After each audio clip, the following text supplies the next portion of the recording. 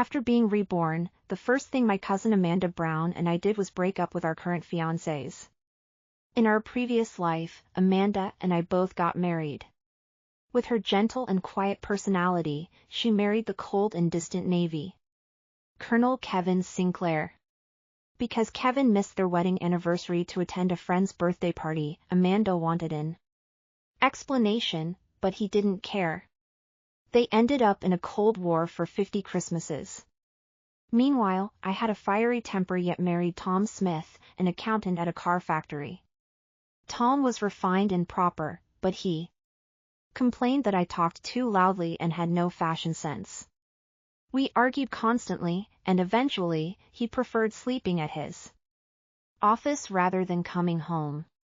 Our marriage didn't even last one Christmas before we divorced.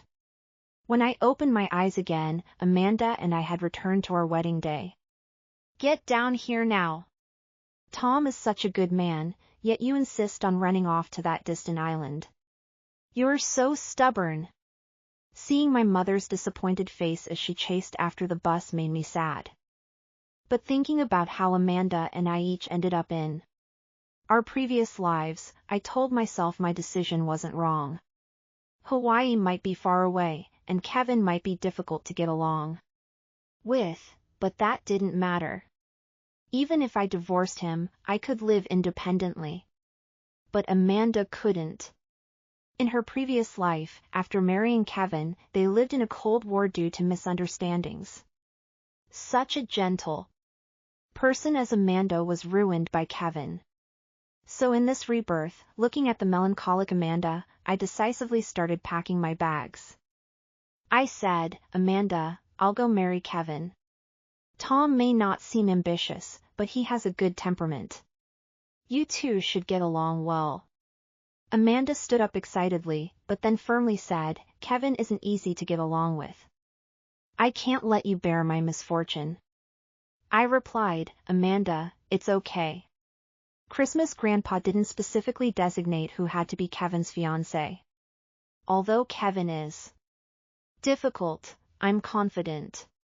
If life becomes unbearable in Hawaii, I'm not afraid. I demonstrated a set of freestyle fighting moves right there. Amanda broke into laughter through her tears and reluctantly agreed. Unlike Amanda's gentleness, I've practiced combat since childhood and am used to solving problems with force. That's why Tom, who considered himself an intellectual, and I never saw eye to eye. I found him tedious, he thought I was violent. Our marriage was unhappy, and we parted ways before one Christmas had passed.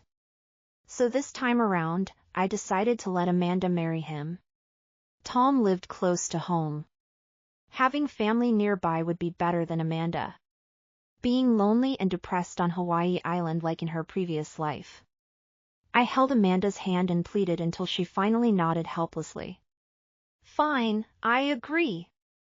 And so, I took my luggage and boarded the flight to Hawaii. I just didn't expect my mother to catch up so quickly. I thought I left a letter explaining everything clearly. What else is she worried about? I'm going to Hawaii. If I can't make it, I'll come back on my own. I shouted to my mother as she ran after the car. After a long journey, I finally arrived in Honolulu. I then boarded a military jeep heading to the base, hoping to get some sleep, but suffered from severe motion sickness. When I got off, my face was pale. I sat at the military post waiting for Kevin to pick me up. Thinking about how disheveled I looked, I felt relieved, believing that someone as delicate as Amanda would never have endured this hardship. Kevin, why is there a strange smell in here? I feel so uncomfortable. Just as I was lost in thought, a sugary voice rang out. I looked up.